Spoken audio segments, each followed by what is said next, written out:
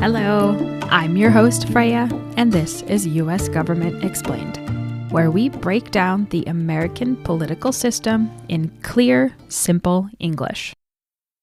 In our last episode, we talked about how state and local governments work and how they fit into the federal system. In today's episode, we're taking a deep dive into Congress, what it is, what it does, why it was created, and how the people in it have shaped U.S. history. So what is Congress? Congress is the legislative branch of the United States government. Its primary job is to make laws. Congress is bicameral, which means it has two chambers, the House of Representatives and the Senate. These two chambers share lawmaking power, but are built differently and play different roles. So why do we have two houses? When the Constitution was written in 1787, larger and smaller states disagreed about representation. What's known as the Great Compromise created a balance.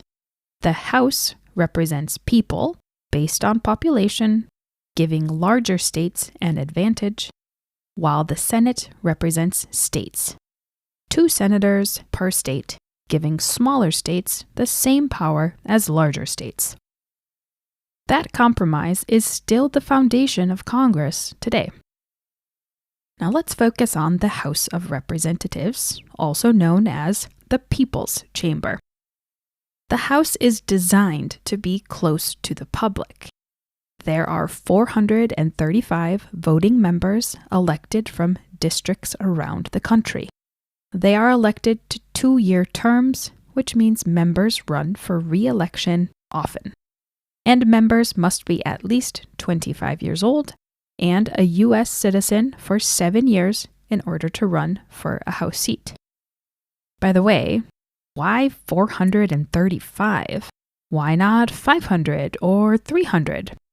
Well, originally, the House grew every decade as the population of the country grew. The idea was simple. More people meant more representatives. But by the early 1900s, the House was becoming too large to function effectively. So in 1929, Congress passed a law that capped the number of seats at 435. Now, instead of adding new seats, those 435 are just divided differently among the states after each census, a count of the people. States that grow faster may gain seats, and states that lose population may lose seats. But the total number always stays 435. And because representatives answer to voters every 2 years, the House often reflects current public opinion more quickly than the Senate. Modern examples of House-driven change include the 1994 Contract with America, which rapidly shifted the House agenda, and the current rise of national figures like Alexandria Ocasio-Cortez, known as AOC, who entered federal politics via a House election in 2018 and has since gained international attention.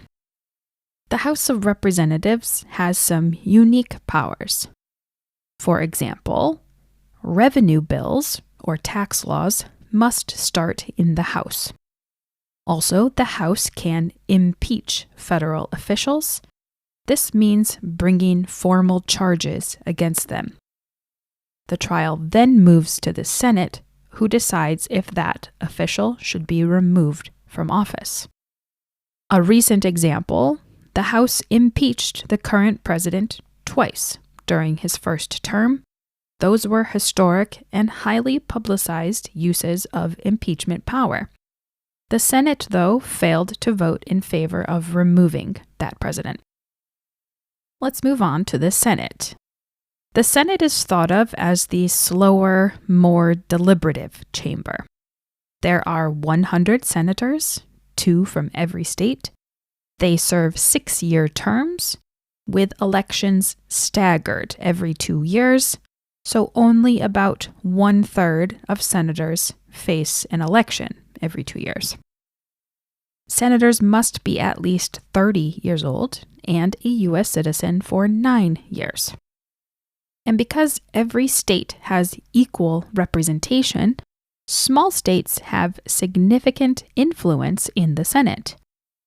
The Senate also has special powers like approving treaties and confirming presidential appointments like judges, ambassadors, and cabinet members. These Senate powers have had major global impact. For example, the Senate's rejection of the Treaty of Versailles in 1919 kept the United States out of the League of Nations, leading to its ultimate failure. Understanding leadership positions helps explain how Congress works in practice. In the House, the top position is Speaker of the House. This leader controls the floor agenda and committee assignments. This person usually comes from the majority party. The current Speaker is Mike Johnson.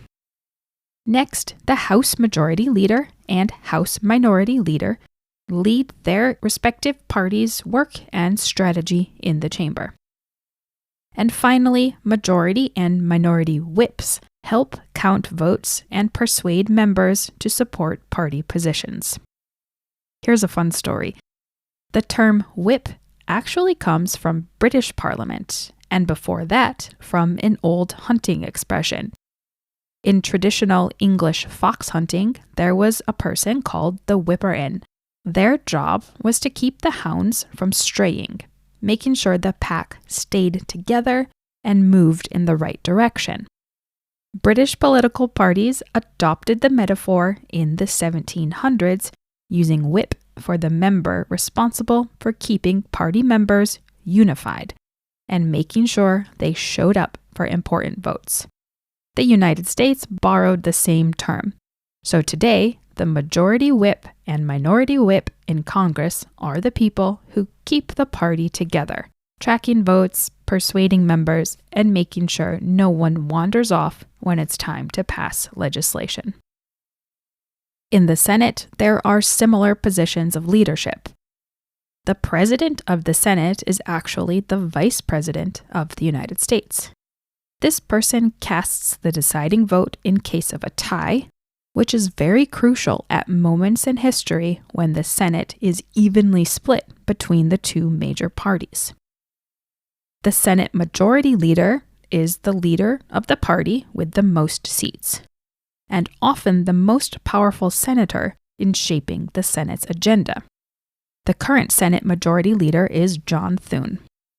There's also a Senate Minority Leader, who leads the party with fewer seats in the Senate. Currently, that person is Chuck Schumer. And just like in the House, there are majority and minority whips, who assist leaders in organizing votes and strategy. Leaders in the Senate set priorities, negotiate between parties, and often appear in the news as faces of big legislative fights. Okay, this is all great, but how does Congress actually create laws? Well, before a law is a law, it's called a bill, and this process usually follows many steps. First, a member of Congress has to introduce the bill in the House or Senate. Then the bill is sent to a relevant committee to review the bill, hold hearings, and mark up the bill, which means to make changes. Next, the bill finds itself on the floor of the chamber it started in for debate involving all members and a vote. If passed, the bill goes to the other chamber, where the process is repeated. If both chambers pass different versions of the bill, a conference committee made up of members of both chambers works together to make the bills the same. The final bill goes to the president, who can sign it into law or veto it. Congress can override a veto with a 2/3 vote in both chambers. Let's talk about two famous, very important examples. The Civil Rights Act of 1964 was a long, dramatic process that included a Senate filibuster, extended debate, and ultimately bipartisan votes to pass a landmark law ending legal segregation. Or in 2010, the Affordable Care Act was a modern, complex law that passed after long committee work, intense floor debate, and political negotiation. I already briefly mentioned committees. So what are they? Committees are where the hard work happens. They specialize in topics like foreign relations, finance, agriculture, and armed services. Committees hold hearings, call witnesses, and write the detailed language that becomes law. Famous committee moments include Watergate hearings out of a Senate committee, which helped reveal abuses of power during the Nixon administration, and the Church Committee, which were oversight hearings into intelligence actions and more recent investigations into federal actions and spending. Committees in Congress are led by a chairperson, usually from the majority party, who sets the agenda, schedules hearings, and guides legislation through the committee. The ranking member is the most senior member from the minority party on that committee, providing oversight and representing their party's perspective. Together, chairs and ranking members play a key role in shaping which bills advance to the full House or Senate for a vote. If you pay attention to U.S. political news, you might often hear the term filibuster mentioned. The filibuster is a Senate practice that allows long debate to delay or block votes. In modern times, the filibuster often requires a 60-vote threshold to end debate and move to a vote. Historically, dramatic filibusters have included Strom Thurmond's lengthy speech in 1957, and earlier this year, we saw Senator Cory Booker break Thurmond's record with a 25-hour filibuster, which focused on protesting the executive branch's cuts to the federal government departments and services. The filibuster plays a major role in shaping whether major laws can pass and how bipartisan deals are negotiated. Congress has the major power of oversight. It uses investigations and hearings to hold the executive branch and government agencies accountable. Some landmark oversight examples include Watergate in the 1970s. This helped lead to the resignation of a president. Also in the 1970s, the Church Committee exposed abuses by U.S. intelligence agencies. And there have also been some more recent high-profile hearings into national security events and government spending. Congress reflects social change over time.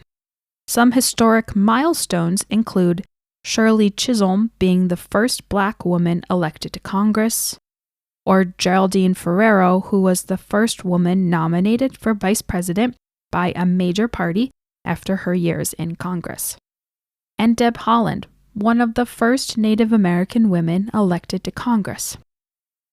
Members also form caucuses, groups that share interests or identities and work together. Examples include the Congressional Progressive Caucus, a large progressive group pushing for left-leaning policies. On the other side is the House Freedom Caucus, a conservative bloc that influences Republican strategy, and the Congressional Black Caucus, which advocates on issues affecting Black Americans and public policy. Caucuses can be very powerful. They coordinate strategy, propose legislation, and sometimes swing close votes. The public has several ways to interact with members of Congress and observe the legislative process. Citizens can visit congressional offices in Washington, D.C., or in their home districts to meet representatives, ask questions, or share their opinions. The public can also sit in the galleries of the House or Senate to watch debates, votes, and hearings in action. Many offices also offer tours, town halls, and virtual meetings, giving people a chance to learn more about their work and participate in democracy firsthand. To conclude, Congress writes the laws that affect daily life: taxes, education funding, national defense, and much more. It also checks the president and the courts, and it provides a place for public debate and compromise. Even when Congress is slow or divided, it remains central to American democracy, the branch of government that is, in theory, most responsive to the needs and the views of the people they represent. Now I'm curious, which congressional leader or historical moment would you like to hear more about? Or do you have any lingering questions about Congress? Let me know and I might add it to a Q&A style episode. Next time on U.S. Government Explained, we'll take a closer look at the presidency, what presidents can and cannot do, how presidential power has changed over time, and the real-life stories behind the office. Thanks for listening to U.S. Government Explained. And if you enjoyed this episode, don't forget to follow, subscribe, or leave a review to help others discover the show. Bye!